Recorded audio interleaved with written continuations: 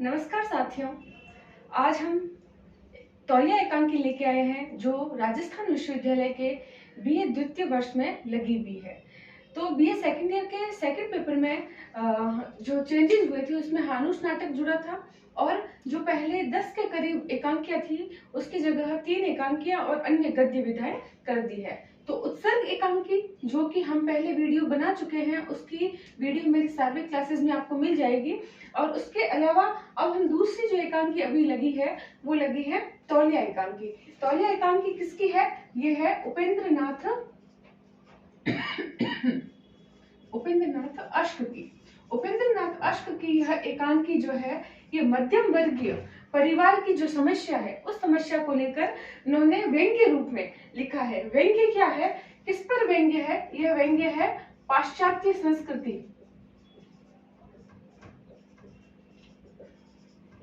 जो पाश्चात्य संस्कृति है, जो पश्चिमी सभ्यता है, जिसके अंदर जो एक पारिवारिक जो दाम्पत्य जीवन जी रहे पति पत्नी है उसके बीच में पाश्चात्य संस्कृति की वो विचारधारा, साज सज्जा और बाहरी दिखावे की जो मनोवृत्ति है वो मनोवृत्ति किस प्रकार एक दाम्पत्य जीवन में आडंबर प्रियता ले आती है, दिखावे का जीवन ले आती है, जिससे उनके परिवार में कलह उत्पन्न हो जाती है। तो उस पाश्चात्य संस्कृति पर व्यंग्य किया है किसने? उपेंद्रनाथ अश्क ने तौलिया एकांकी के माध्यम से पाश्चात्य संस्कृति की उस बनावटी और आडंबर प्रियता की जो संस्कृति है उस पर व्यंग्य किया है जो वर्तमान में हमारा जो मध्यम वर्ग है वो भोग रहा है। जैसा आप जानते हैं मध्यम वर्ग क्या होता है? एक तो होता है उच्च वर्ग, एक होता है निम्न वर्ग। उच्च वर्ग बहुत अमीर होता है, निम्न वर्ग बहुत गरीब होता है। एक होता है मध्यम वर्ग जो न गरीब है और न ही अमीर है।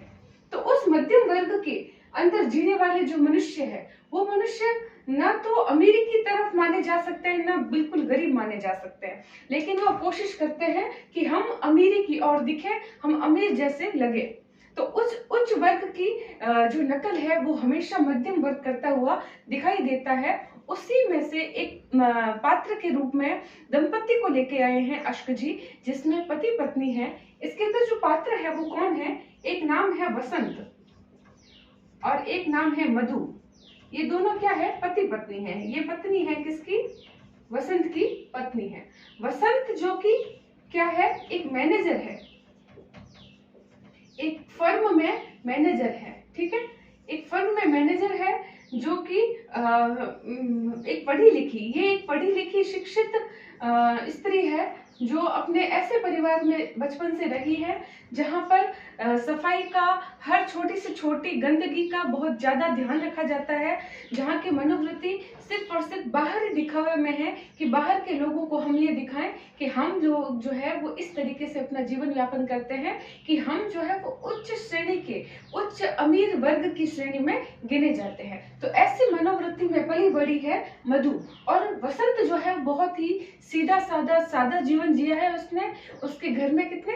6 भाई थे और उन 6 भाइयों के साथ में उसने साधारण सा जीवन जीते हुए अपने उसूलों को पाला है और उस साधारण में कष्ट उठाते हुए एक मैनेजर पोस्ट हासिल की है। यह मैनेजर है कहाँ पर? नई दिल्ली में।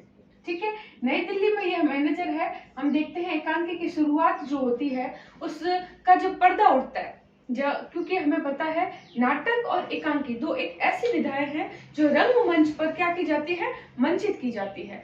तो जब हम देखते हैं कि जैसे ही पर्दा उठता है तो किसका?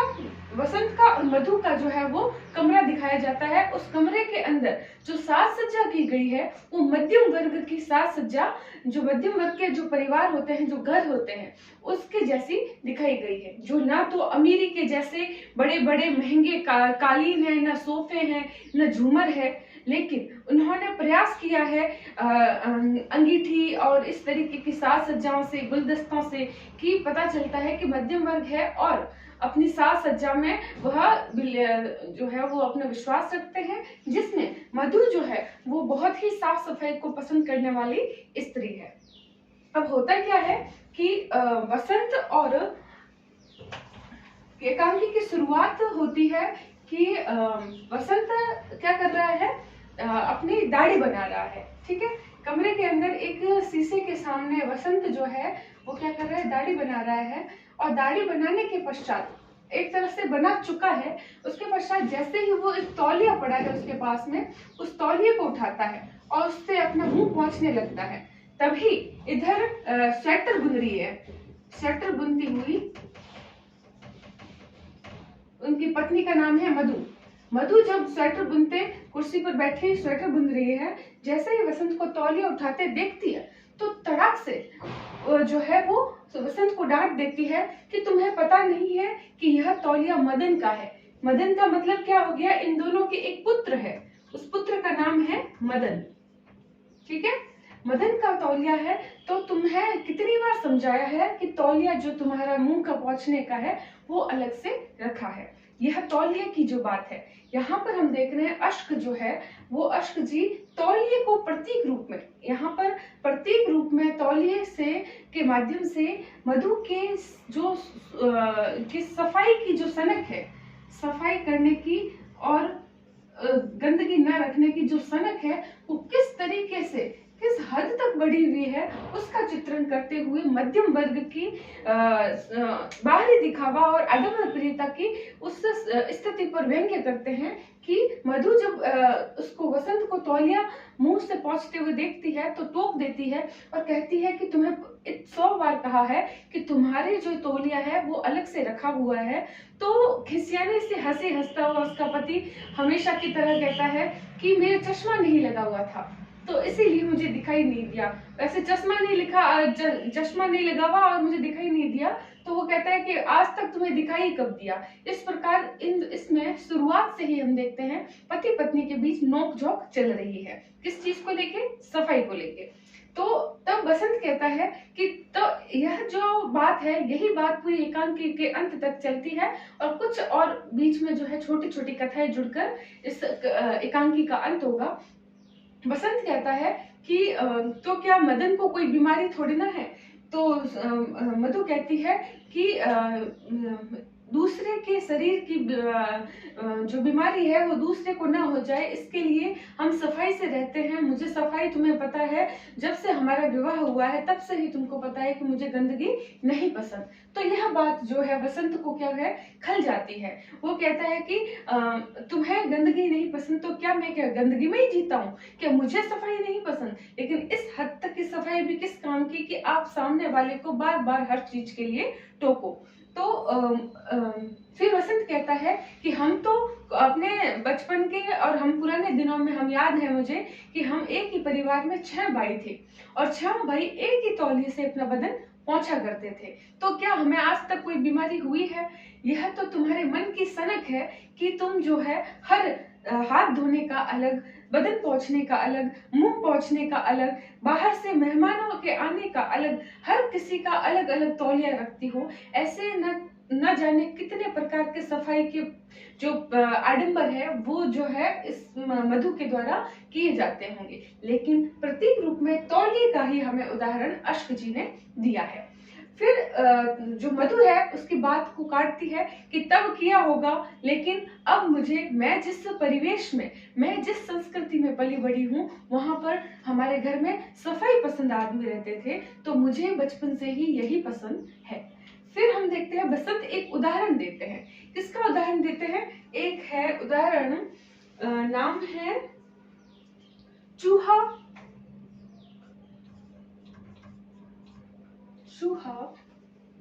सैदन शाह। चूहा सैदन शाह एक जगह है, ठीक है। तो होता ऐसा है कि कुछ लोग जो है, डॉक्टरों की टीम है, कुछ लोग यहाँ पर जाते हैं और कुछ निरीक्षण कर रहे होते हैं। तभी पता चलता है कि शाम का समय हो गया है। उनमें से एक जो है वो अमेरिका का डॉक्टर है, अमेरिका का डॉक्टर। तो बात क्या कर रही हूँ कि वसंत मधु के बीच वार्तालाप चल रही है। पहले वह उदाहरण देता है अपने 6 भाई का कि हम जो है वो 6 तौलिए जो थे, 6 भाई जो है एक ही तौलिया यूज करते थे, तो क्या हमें कोई बीमारी हुई है। और फिर वो एग्जाम्पल देता है कि मनुष्य जो होता है उस मनुष्य को सफाई के तौर पर ठीक है, सफाई रखनी चाहिए, लेकिन जब तक मनुष्य का खान पान, मनुष्य की रोग प्रतिरोधक क्षमता अंदर से मजबूत नहीं होगी, तब तक उसके ऊपर कोई भी बीमारी जो है वो हावी हो सकती है।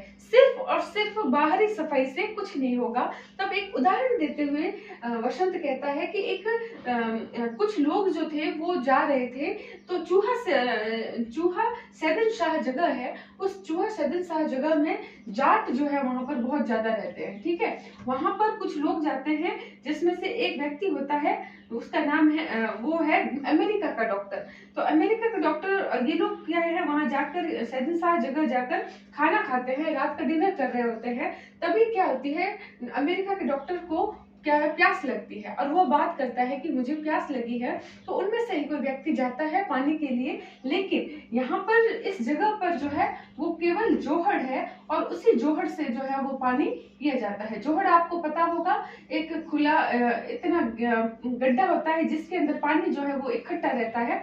तो जब जोहड़ के अंदर जाते हैं, और जोहड़ बावड़ी की तरह होता है, तो जब वो व्यक्ति जाता है और देखता है उसके अंदर कई प्रकार के जो कीड़े मकोड़े हैं, गंदा पानी जो है उसके अंदर भरा हुआ है, तो वह उसको आकर कहता है कि ऐसी कोई भी कीड़ा नहीं हो सकता जो इस जोहड़ के पानी में न हो। फिर भी यहाँ के रहने वाले जाट व्यक्ति जो है इतने हष्ट पुष्ट, लंबे, हट्टे खट्टे हैं, तो इस गंदे पानी का सेवन करने के बाद भी इनका शरीर जो है इतना बलिष्ठ कैसे है।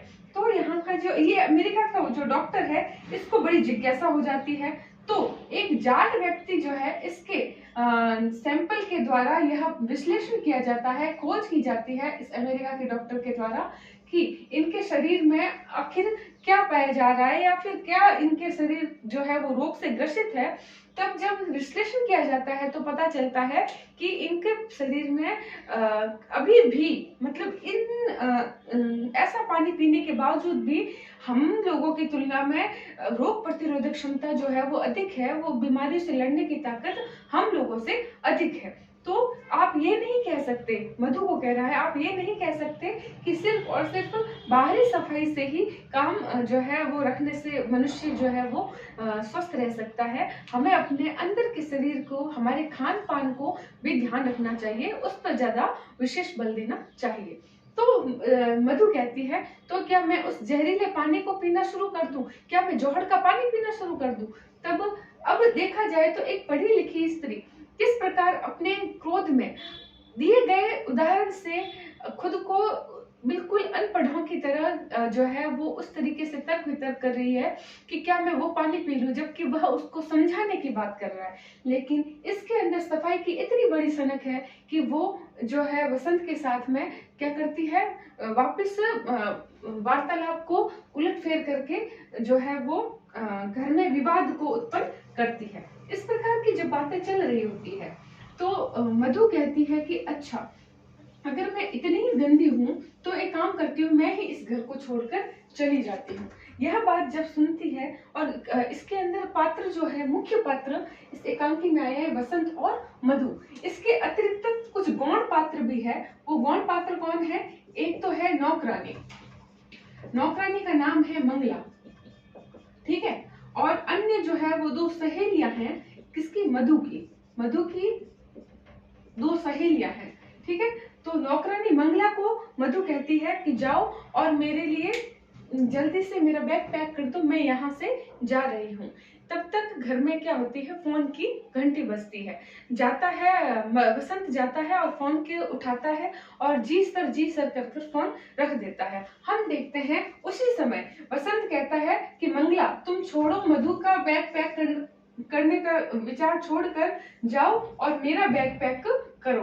तो वसंत जो है वो उसके सर बॉस ने कहा है बनारस के एक फर्म के मैनेजर है, उस फर्म के मैनेजर को कोई कार्य होने के कारण वहां पर अनुपस्थित है, लेकिन एक मैनेजर की जरूरत है। तो वसंत जो है उसको 2 महीने के लिए कहाँ बुला लिया गया है? बनारस बुला लिया गया है। तो बनारस के लिए रवाना हो जाता है वसंत।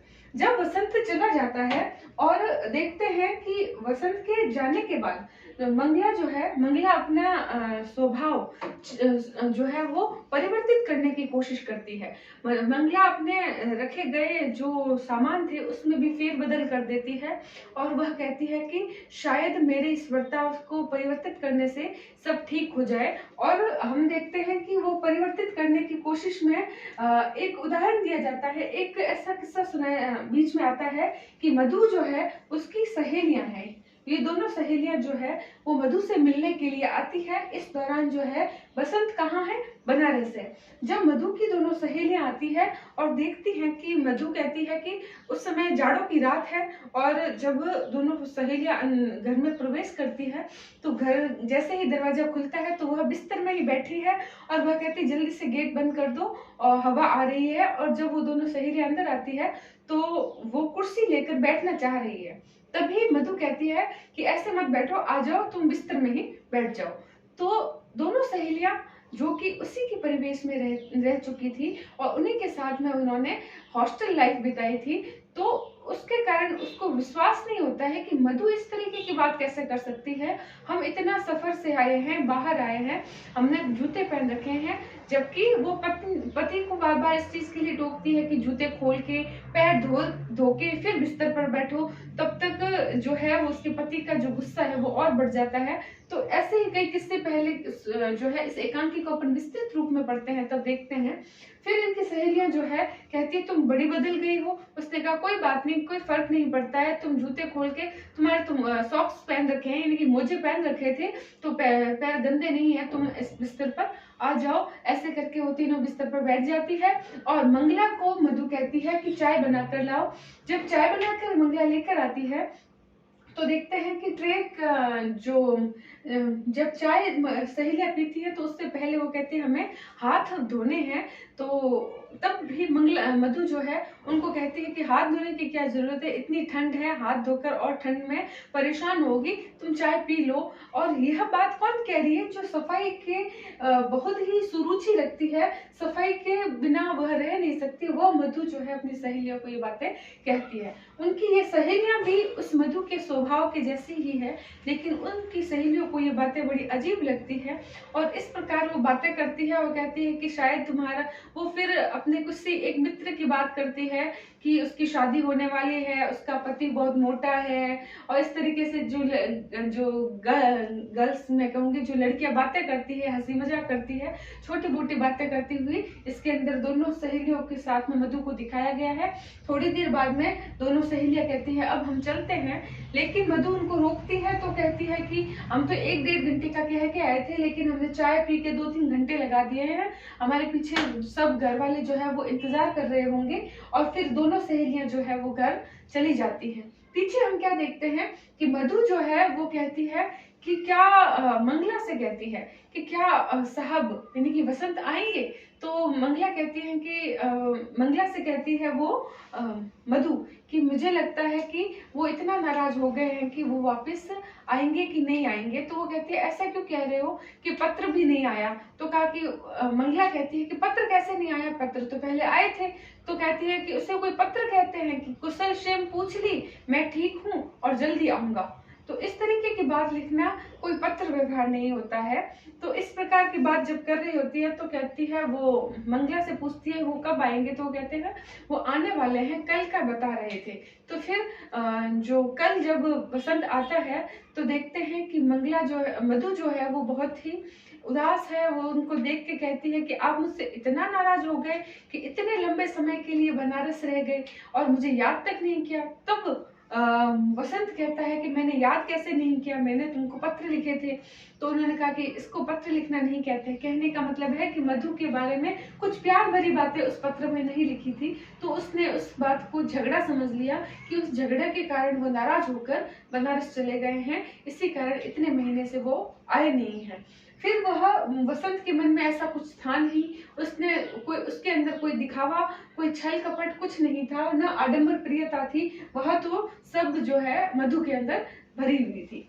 वसंत जो है उसको समझाता है कि नहीं, ऐसा मैं तुमसे ना तो नाराज होके गया था, मुझे तो हमारे बॉस ने कहा था कि आगे मैनेजर जो है, फर्म का मैनेजर नहीं है, उनकी अनुपस्थिति में आप वहां पर जाइए, इसीलिए मैं गया था। फिर मधु को कहते हैं कि मैं तुमसे कभी उस बात के लिए ना तो नाराज हुआ था और ना मैं अभी भी नाराज हूँ। यह सुनकर मधु बहुत ही खुश हो जाती है और खुश होकर ये दोनों जो है आपस में गले मिलते हैं।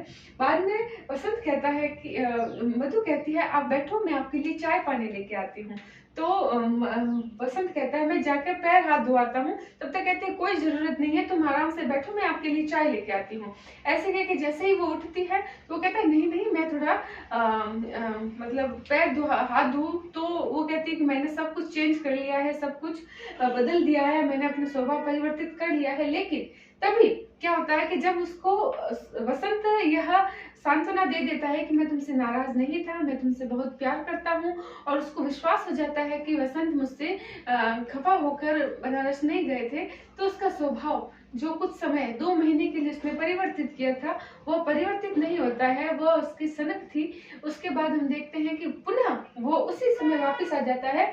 जैसे ही वसंत बैठने वाला होता है तो कहते हैं कि तुम इतने दिनों से रास्ते से आ रहे हो, गंदे हो, जाओ और अपने कपड़े वगैरह चेंज करो और हाथ मुंह धोआओ, तब तक मैं चाय लगवाती हूँ। आप बस मैंने अपना जो रहने का स्थान है वो यही कर दिया है, टेबल जो है वो बेड के पास ही रख दी है, तुम आराम से बिस्तर में बैठ के चाय पियो। नहीं तो मधु का नियम क्या था, चाय पीनी हो चाहे खाना खाना हो, डाइनिंग टेबल पे जाके खाना है। तो यह सुन के जो है वो वसंत बड़ा खुश था कि चलो अब सब ठीक है। लेकिन तभी उसको नहाने के लिए, हाथ मुंह धोने के लिए जाने के लिए कहते हैं, और फिर वो जब चला जाता है तो उसको कहती है कि हम हाथ मुंह धोने के बाद में बाहर सूखा जो तौलिया है वो लटक रहा है, उससे अपने हाथ पैर पोंछ लेना। और वो जाके किचन में चाय बनाने लगती है। मंगला को कहती है कि जाओ और जो उसकी फ्रेंड्स आई थी, मित्र सहेलियां आई थी, उनके बर्तन चाय के जो वहां पड़े थे उनको लेकर आ जाओ। जैसे ही उसकी नौकरानी मंगला चाय के बर्तन लेके आ रही होती है तो उसके चाय का चम्मच जो है वो फर्श पर गिर जाता है और वो मीठा जो चाय के दाग जो है वो फर्श पर लग जाते हैं। तब तक जैसे ही वो आवाज सुनती है, मधु बाहर आती है। बाहर आकर वो चिल्लाती है मंगला पर कि मैंने कितनी बार कहा है कि तुम जो है इस प्रकार से मत किया करो, ये सारा फर्श गंदा कर दिया ना, जाओ जल्दी से गीला पोछा लगाओ और यहाँ पे पोछा लगाओ। तो इस प्रकार हम देखते हैं मधु वही है जैसी पहले थी। फिर जैसे ही मंगला साफ करती है, वह चाय बनाकर लेके आती है, वहां दूसरी तरफ हम देखते हैं वसंत हाथ मुंह धोकर आता है और वहां पर रखा तौलिया लेकर हाथ मुंह पोंछने लगता है। तभी जो है मधु जोर से चिल्लाती है कि इस तौलिए से पूछना पहुंचना शुरू कर दिया, मैंने कहा था उस जगह लगे हुए सूखे तौलिए से पहुंचना, क्या तुम्हें गीले और सूखे तौलिए में अंतर करना नहीं आता। इस प्रकार जो क्योंकि वह तौलिया वही गीला था जो उसकी सहेलियां हाथ मुंह पहुंच के गई थी। फिर जब इस तरीके से डांटते हैं तो फिर उसका पति वापस वही बात दोहराता है, अरे अरे मैंने चश्मा नहीं पहन रखा था इसलिए मुझे दिखाई नहीं दिया। और वह मधु वापस खिसियानी हंसी हंसती है और मुंह फुलाकर बैठ जाती है। उधर उसका पति वापस कहता है कि तुम और नाराज हो गई, तो वह कहती मैं नाराज नहीं हुई। इस प्रकार इसके घर में तौलिए को लेकर, सफाई को लेकर जो है हमेशा कलह होती रहती है। आज के जो दाम्पत्य जीवन है, वर्तमान का दाम्पत्य जीवन, जो मध्यम वर्गीय परिवार है, जो मध्यम वर्गीय परिवार दिखावे की जिंदगी जीता है, बाह्य आडंबर की जिंदगी जीता है, उसको दिखाते हुए इसके अंदर व्यंग्य किया गया है उस संस्कृति पर, पाश्चात्य संस्कृति पर, कि उस पाश्चात्य संस्कृति को ये मध्यम वर्ग इस तरीके से अपनाता है कि उससे परिवार के कई सदस्यों के बीच में वाद विवाद और झगड़ा पैदा हो जाता है, जो वसंत और मधु के दाम्पत्य जीवन में कलह का कारण बना हुआ है। तो इस प्रकार हमने देखा कि तौलिया जो एकांकी थी, इस तौलिया एकांकी में पति पत्नी के वाद विवाद, अर्थात पति पत्नी के बीच में तौलिए को लेकर या सफाई को लेकर क्या होता है, नित्य झगड़े होते रहते हैं। इस प्रकार अश्क जी के जो हम देखेंगे कि एकांकी के लिखने की जो शैली है, वो शैली या फिर जो विषय है वो मध्यम वर्गीय परिवारों को या मध्यम वर्गीय मनुष्यों को लेकर लिखी गई है। इसके अलावा हम क्या देखते हैं कि एक तौलिया एकांकी के बीच में एक और किस्सा आता है कि जैसे हम आसपास में ही देखते हैं कि कुछ परिवार में ऐसा होता है कि उनके परिवार में से कोई एक सदस्य है जो कभी विदेश चला गया, वो 2 दिन के लिए गया हो चाहे 2 महीने के लिए गया हो, और वो उसके आने के बाद में उसकी खातिर हमेशा बढ़ जाती है, चाहे उसमें कोई गुण ना हो, लेकिन कहते हैं अरे इसको तो सब पता है, ये विदेश गया था। तो ऐसा ही एक किस्सा इसके बीच में भी होता है। क्या होता है कि वसंत जो है, वसंत और मधु के बीच में जब झगड़ा हो रहा होता है, तो मधु कहती है मेरे मौसा जी, मेरे मेरे मामा जी।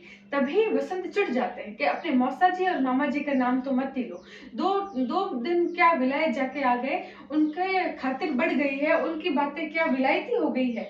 क्योंकि एक बार क्या होता है कि वसंत उनके घर गया हुआ होता है, मामा के घर। तो मामा जी के घर गया हुआ होता है, तो रास्ते में कोई काम होता है, इस वजह से वहां ठहर जाता है। जैसे ठहरता है तो कुछ समय बाद में वो नाश्ता पानी करके निकल रहा होता है, तो उसके जो मामा है उसको रोकते हैं, कहते हैं कि तुम रात यहीं रुके थे, तो एक काम करो सेविंग करके चले जाओ। तो उसने कहा कि मेरे लिए इतनी कोई बड़ी बात नहीं है, मैं एक दिन छोड़ के एक दिन सेविंग करता हूँ। उसके मामा कहते हैं नहीं नहीं आप कर लो, सही रहेगा। तो जिद करने पे वो सेविंग करने के लिए तैयार हो जाते हैं। फिर क्या होता है, सेविंग करने जैसे ही बैठते हैं तो वो एक सेविंग के लिए जो लेके आते हैं, जो ब्लेड लेके आते हैं वो कुछ अलग सी होती है। तो वो कहते हैं कि बाहर के जो लोग हैं वो उनके लिए हमने अलग से रख रखा है। तो वह जो है उसको वसंत को अच्छी नहीं लगती वो बात, तो वो गुस्सा होकर कहता है कि मुझे नहीं करना है, मैं जा रहा हूँ। लेकिन जब इस तरीके का बात करके जब जाने लगता है तो मामा जी सोचते हैं कि वो गुस्सा हो गए हैं, तो कहते हैं कोई बात नहीं, आप मेरी सेविंग किट यूज कर लो। तो जैसे सेविंग किट यूज करते हैं तो उसकी जो ब्लेड यूज करने के बाद में जैसे ही वो रखता है तो उसके मामा जी उसी के सामने उसकी ब्लेड निकालते हैं और बाहर की तरफ फेंक देते हैं। तो यह देखकर जो है वो वसंत को अच्छा नहीं लगता है। तो ये इस प्रकार की जो मनोवृत्ति है सफाई को लेके, कि मतलब सफाई के पीछे लोग इतने पागल हो गए हैं, इसके अंदर दिखाया गया है कि वह दूसरों की भावनाओं की कदर नहीं करते। यहाँ वसंत की कदर, उनकी भावनाओं की कदर उसकी ना तो पत्नी कर पाती है ना मामा कर पाते हैं। तो यहाँ पर इसके माध्यम से अश्क जो है वो मध्यम वर्गीय मानसिकता में जो पाश्चात्य संस्कृति को देखकर आडंबर प्रियता आ गई है, उस आडंबर प्रियता और दिखावे की जिंदगी की और व्यंग्य करते हुए इस एकांकी को लिखा गया है। धन्यवाद।